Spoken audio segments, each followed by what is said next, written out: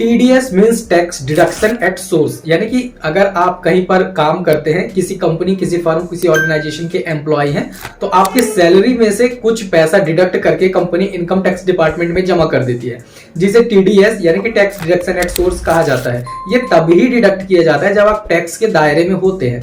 सो कितना आपके फर्म ने, अपने कंपनी ने, आपके ऑर्गेनाइजेशन ने आपका TDS आपकी सैलरी से डिडक्ट किया है, ये जानना बहुत ही जरूरी है और उसे गवर्नमेंट से रिटर्न भी लेना जरूरी है। तो आप अपने पैसे को, TDS को गवर्नमेंट से कैसे रिटर्न ले सकते हैं, इसके लिए पहले TDS चेक करना जरूरी है। सो आज की इस वीडियो में अपना TDS कैसे चेक करें कि आपकी सैलरी से कितना पैसा काटा गया है, ये मैं बताने वाला हूं। ये TDS चेक करके आप TDS रिटर्न फाइल करके अपना पैसा वापस ले सकते हैं। सो TDS 2025 में कैसे चेक करना है, इसका फुल प्रोसेस में बताऊंगा। चलिए शुरू करते हैं। तो सबसे पहले आपको इस पोर्टल पर आ जाना है। इसका लिंक मैंने वीडियो के डिस्क्रिप्शन में दे दिया है, वहां से आप डायरेक्ट इस पोर्टल पर आ जाएंगे। ये इनकम टैक्स ऑफ इंडिया का ऑफिशियल पोर्टल है। सबसे पहले आपको अपना अकाउंट क्रिएट करना है, जिसके लिए एक रजिस्टर का बटन यहाँ पर मिल रहा है, इस पर क्लिक करेंगे। नेक्स्ट यहाँ पर आपको अपना पैन नंबर फिल करना है और वैलिडेट पे क्लिक करना है। नेक्स्ट यहाँ पर आपसे पूछा जा रहा है please confirm if you want to register as a individual tax person, यहाँ पर यस कर देंगे। इसके बाद कंटिन्यू। नेक्स्ट आपको अपना लास्ट नेम यहाँ पर फिल करना है। इसके बाद अगर आपका कोई मिडिल नेम है तो उसे फिल कर लेंगे। फर्स्ट नेम यहाँ पर फिल करेंगे। यहाँ से डेट ऑफ बर्थ सिलेक्ट करेंगे। यहाँ से आप जेंडर सिलेक्ट कर लेंगे। इसके बाद रेसिडेंशियल स्टेटस में रेसिडेंट सेलेक्ट करेंगे और कंटिन्यू।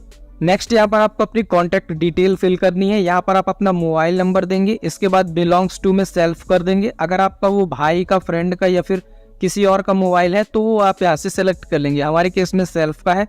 यहाँ पर आप प्राइमरी ईमेल आईडी एक अपनी देंगे, बिलोंग्स टू सेल्फ। इसके बाद यहाँ पर अगर आपका लैंडलाइन नंबर है तो वो आप यहाँ पर दे सकते हैं। जैसे ही आप यहाँ पर अपना पिन कोड फिल करते हैं, नीचे से आप अपना पोस्ट ऑफिस सेलेक्ट कर सकते हैं। उससे रिलेटेड जो भी पोस्ट ऑफिस BO होंगे वो यहाँ पर आ जाएंगे। इसके बाद यहाँ पर आप एरिया या लोकेलिटी सेलेक्ट कर लेंगे। यहाँ पर डिस्ट्रिक्ट सेलेक्ट कर लेंगे। इसके बाद यहाँ पर स्टेट आपका सेलेक्ट होगा और कंटिन्यू। आपके मोबाइल नंबर और ईमेल आईडी पर एक OTP भेजा गया है। OTP मोबाइल वाला ऊपर फिल करेंगे, ईमेल वाला OTP नीचे फिल करेंगे। इसके बाद कंटिन्यू। नेक्स्ट यहाँ पर बेसिक डिटेल आपको देखने को मिल जाती है। यहाँ पर आपने जो कॉन्टैक्ट डिटेल दी है वो सारी यहाँ पर आपको देखने को मिल जाएंगी। एक बार अपनी डिटेल यहाँ से आप कंफर्म करेंगे। अब यहाँ पर आपको अपने अकाउंट का पासवर्ड क्रिएट करना है, जिसके लिए एक पासवर्ड सेट करेंगे। यहाँ पर पासवर्ड बनाएंगे। पासवर्ड में आपका अल्फा न्यूमेरिक कैरेक्टर और कैरेक्टर्स और नंबर का कॉम्बिनेशन होना चाहिए। इसके बाद यहाँ पर कोई मैसेज टाइप करेंगे और रजिस्टर पे क्लिक करेंगे। आपके सामने इस प्रकार का डैशबोर्ड आएगा, जहां पर आपको रजिस्टर्ड सक्सेसफुली का मैसेज दिखेगा। अकाउंट सक्सेसफुल क्रिएट होने के बाद अब आपको लॉगिन करना है, जिसके लिए लॉगिन पर क्लिक करेंगे। यहाँ पर आपको अपनी यूजर आईडी, जिसमें आप अपना पैन नंबर फिल करेंगे और कंटिन्यू। नेक्स्ट यहाँ पर आपका सिक्योरिटी क्वेश्चन दिख रहा है, कंफर्म करेंगे। इसके बाद पासवर्ड फिल करेंगे और कंटिन्यू। सक्सेसफुल लॉगिन होने के बाद इस प्रकार का डैशबोर्ड आपके सामने आएगा। आपको अपना TDS चेक करने के लिए E-फाइल पे क्लिक करना है, या इनकम टैक्स रिटर्न पे क्लिक करना है, व्यू फॉर्म 26 AS पे क्लिक करना है। आपके सामने इस प्रकार का डिस्क्लेमर आएगा, कंफर्म।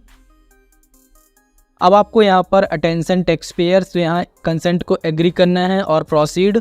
यहाँ पर आप देख सकते हैं form 26 AS annual tax statement is generated from traces and contain detail.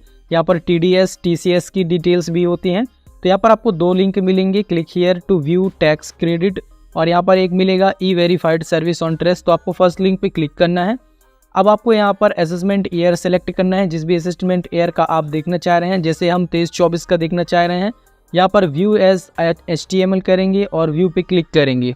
जैसे आप यहाँ पर देख सकते हैं कि किस कंपनी के द्वारा हमें कितना अमाउंट पे किया गया है और उससे कितना टैक्स कटा हुआ है, वो सब कुछ आप यहाँ पर देख सकते हैं।